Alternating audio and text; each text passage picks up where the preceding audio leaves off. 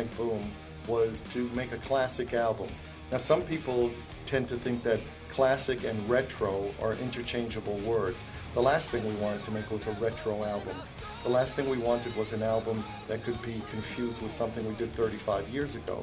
What we wanted to capture was the spirit and vitality and the urgency and immediacy of the band today.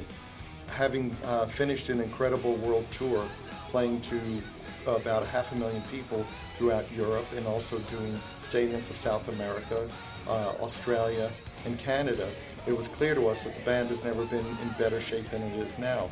So we wanted to go into the studio and basically make a manifesto. It had to be an album that captured everything that this band stands for and everything that this band is. It had to also put to rest the idea that this isn't the real Kiss, or that there's members who aren't the original members. There's members of your favorite football team who obviously aren't the original members, but that's not what makes a winning team. It's who's playing today. And if everybody's true to the spirit, you have a winning team. And this couldn't be more Kiss. And Sonic Boom says that explosively.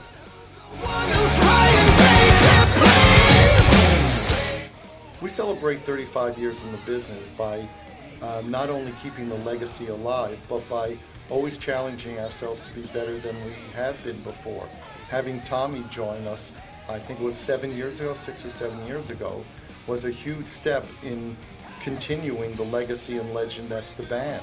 So between him and Eric, who's been in the band off and on for 14 years, we're more than on solid ground.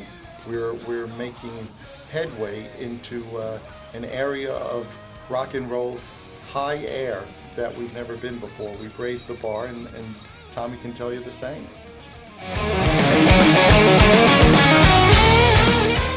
The thing that strikes me about being in Kiss now for 7 years is the band really has a timeless quality to it. And when we're over playing stadiums in Europe and in South America this year, you know, there's a whole new resurgence of younger Kiss fans coming out. It's so multi-generational, and it just seems to keep appealing to, you know, the young people and as well as everybody else. But there's something about the image and the look and the music that just keeps working on and it should go on for a long time.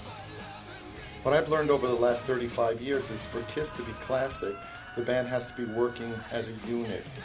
As long as everybody within the band is working for the betterment of the band, it will make the individuals within the band stronger. If people within the band start working to better themselves, it weakens the band. So what's really clear after 35 years is that, once again, Kiss is about the team members and about the membership and camaraderie of the team, as opposed to any actual individual players. Sonic Boom is an essential and definitive Kiss album in every sense of the word, because you have 4 distinct personalities working together to make a great album and to be a great Kiss, and that's what it is. You know, it was amazing when we were finishing the recording of Sonic Boom. We kind of looked at each other and I said to Paul, this is one of the most enjoyable, easiest records that I've ever made in my life. And he goes, yeah, I feel the same way. I mean, we all felt that way, that it was really effortless, you know. It just, you know, we didn't overthink it, didn't do anything crazy. We just went in and did it, and it was a great experience, and it came off as a great experience and really effortless. know you want me. You got desire. What's really interesting is that so many of the reviews say, how do you manage to sound like a new young band? And it's interesting because in some ways we are a new young band. We're only, 7 years old, but we also are a band that's 35 years old.